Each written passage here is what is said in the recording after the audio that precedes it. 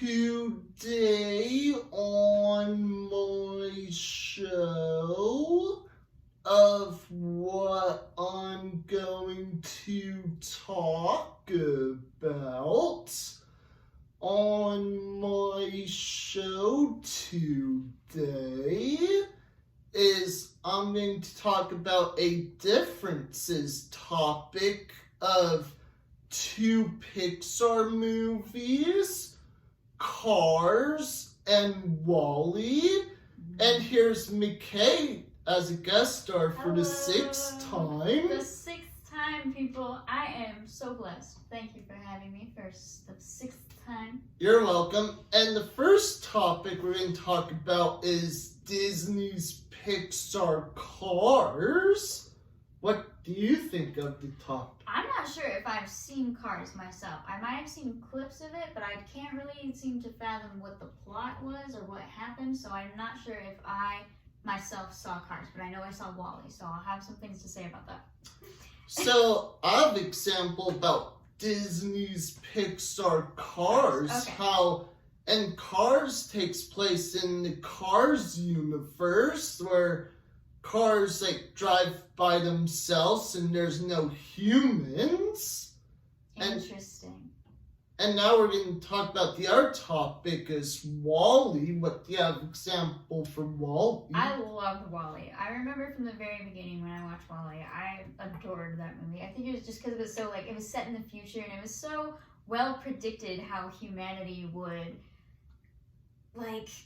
become slaves to, in a way, social media, because we just get super lazy because everything's so easily accessible.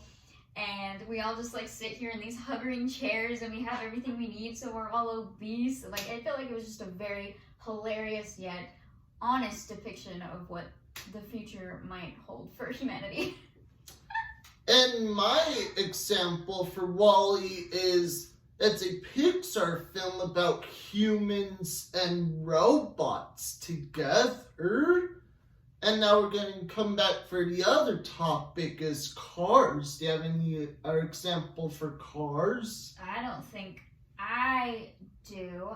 I'm pretty sure I'm kind of getting a little flashbacks. Didn't the personality of the Cars, the main character, he was kind of this super macho type of guy, and he meets a truck who kind of helps him to named Mater. Yeah, Mater. I think I kind of do remember that. He kind of helps him take his ego down a notch because he thought he was some big deal and he needed a reality check. So I think that's kind of what that movie was about, if I'm not mistaken. I'm not quite sure. And my other example about Cars, how it kind of reminds me that it takes place in Arizona. Does it? Oh. That's just in my opinion theory. I don't know. I don't know. And also in my other theory, I think Cars might have taken place in the far future. Mm-hmm. So do you have any other examples?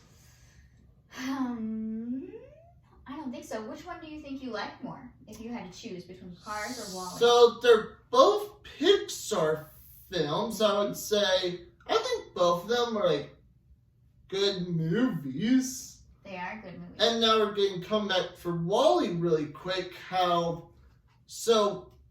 it's how it's getting back to society of normal life. Do you have any examples for WALL-E? Yeah, I don't really know too much about, because in the beginning of the movie you can see that whatever planet that WALL-E was on, it was completely deserted. And so I don't really know too much about the backstory of that, but I found that very interesting. So I'd like to actually do some research on the actual more details of what was going on in the movie. I'd like to watch it again, honestly. And what the two movies have in common, that both of the Pixar films take place in different universes, and they're made by Disney. That's true. I didn't even think about that. And do you have anything else you want to say?